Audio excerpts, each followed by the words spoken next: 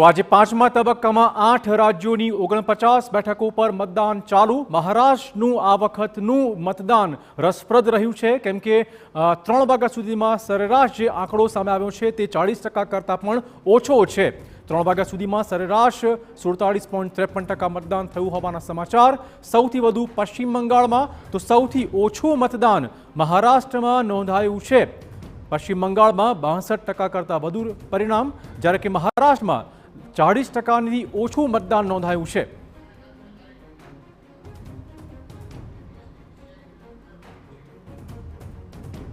તો મહારાષ્ટ્રની 13 બેઠકો પર મતદાન, મુંબઈ શહેરની 6 બેઠકોનો પણ આજે સમાવેશ। અહીંયા મતદાન શાંતિપૂર્ણ માહોલમાં ચાલી રહ્યું છે અને મહારાષ્ટ્રમાં અત્યારે કયા પ્રકારનું મતદાન થઈ રહ્યું છે આ જ મુદ્દે વધુ વાત કરવા જોડાશે અમારા સહયોગી નીરુ મુંબઈમાં મોજૂદ છે। નીરુ, કયા માહોલમાં મતદાન અને ખાસ કરીને નિષ્ણાતો શું કહી રહ્યા છે આજના ફેઝ વિશે?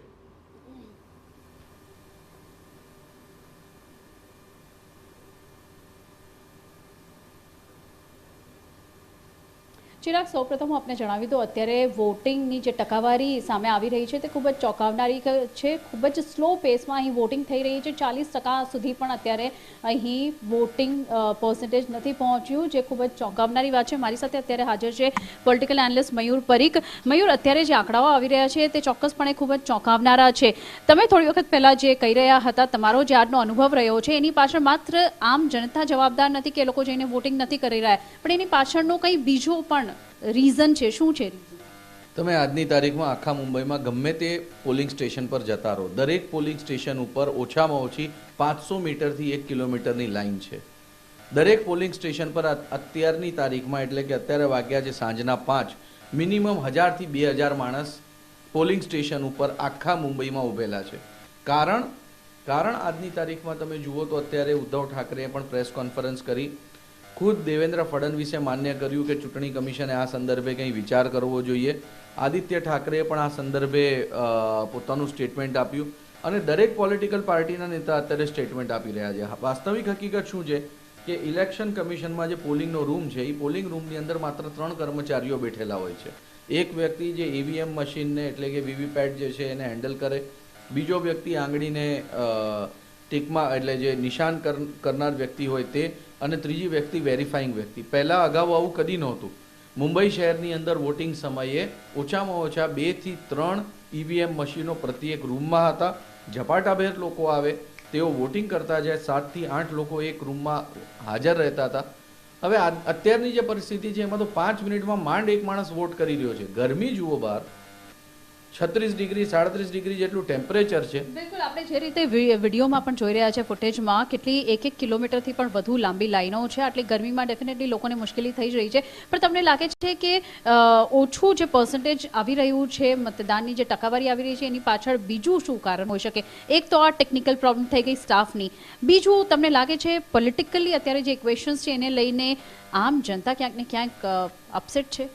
સિલેક્ટિવ જગ્યાએ સિલેક્ટિવ મતદાન છે। ઉત્તર મુંબઈની વાત કરીએ, બપોરે 3 વાગ્યાના આંકડા જે મારી પાસે ઉત્તર મુંબઈના અત્યારે મોજૂદ છે, એ આંકડામાં એવું છે કે ભાઈ જે દહીસર, બોરીવલી અને કાંદીવલીનો વિસ્તાર છે ત્યાં આગળ 45%થી વધારે મતદાન છે।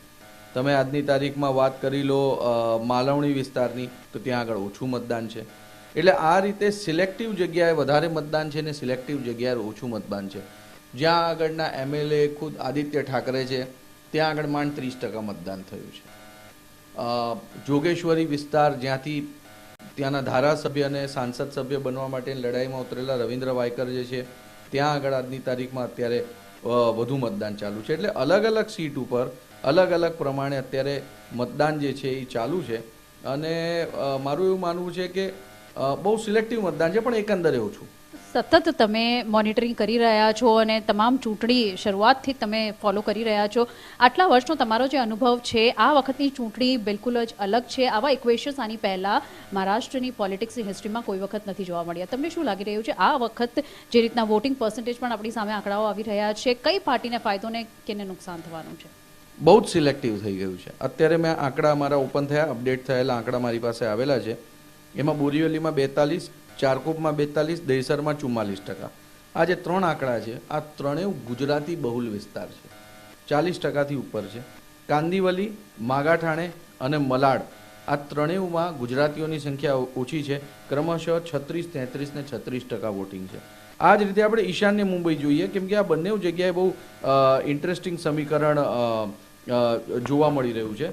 તો ઈશાન્ય મુંબઈમાં ઘાટકોપર અગેન ગુજરાતી વિસ્તાર 44% voting, Ghatkopar West again Gujarati વિસ્તાર 40% વોટિંગ, મુલુંડ અગેન ગુજરાતી વિસ્તાર 45% વોટિંગ, પણ માનખુર્દ શિવાજીનગર માત્ર 33% વોટિંગ. તમે વિક્રોળી જઈ લો જ્યાં ગુજરાતીઓ ઓછા છે, 35% વોટિંગ. વડાપ્રધાન નરેન્દ્ર મોદીએ જે રોડ શો કર્યો એ રોડ શોનો પરિણામ અહીંયા સ્પષ્ટ સ્વરૂપે દેખાઈ રહ્યું છે.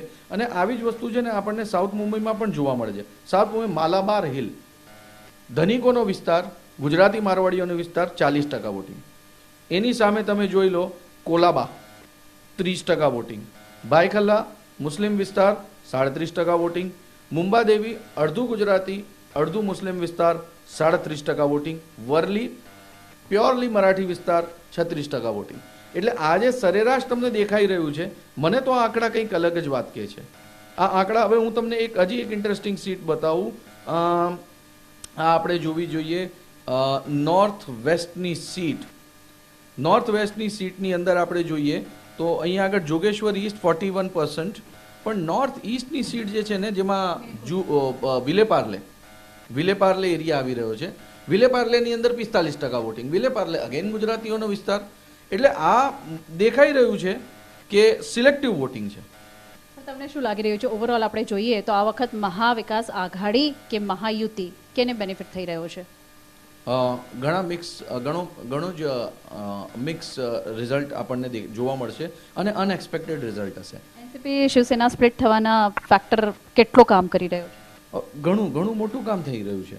આજની તારીખમાં કોઈ પણ વ્યક્તિ આજે સ્પષ્ટ અને સચોટ આંકડા નથી આપી શકતું. મુદ્દા આપી શકે છે કે આ વિસ્તારમાં આ મુદ્દાએ આટલું કામ કર્યું, તે વિસ્તારમાં તે મુદ્દાએ આટલું કામ કર્યું, પણ સચોટ આંકડા કેમ નથી આવતા? આવી સિચ્યુએશનમાં તમને લાગે છે એમએનએસ જે મહાયુતિ સાથે જોડાઈ છે, એનડીએ સાથે ઊભી રહી છે, એનો કોઈ અસર દેખાશે મહાયુતિના રિઝલ્ટ પર? પૂરી રીતે દેખાશે. આ મેં તમને ગુજરાતી વિસ્તારોના આંકડા કીધા ને, એક બહુ જ ઇન્ટરેસ્ટિંગ આંકડો આપણા નજર સામે છે, વેરી ઇન્ટરેસ્ટિંગ, અને એ છે માહિમ. 100% મરાઠી વિસ્તાર 50% વોટિંગ થઈ ગયું. કેમ? ત્યાં આગળ રાજ ઠાકરે પોતે રહે છે, ત્યાં આગળ શિવસેના ભવન પણ છે, ત્યાં શિવાજી પાર્ક પણ છે, અને ત્યાં વડાપ્રધાન નરેન્દ્ર મોદીની રેલી પણ થઈ હતી. તમે ત્યાં જઈને જુઓ 45%થી ઉપર વોટિંગ ચાલુ છે.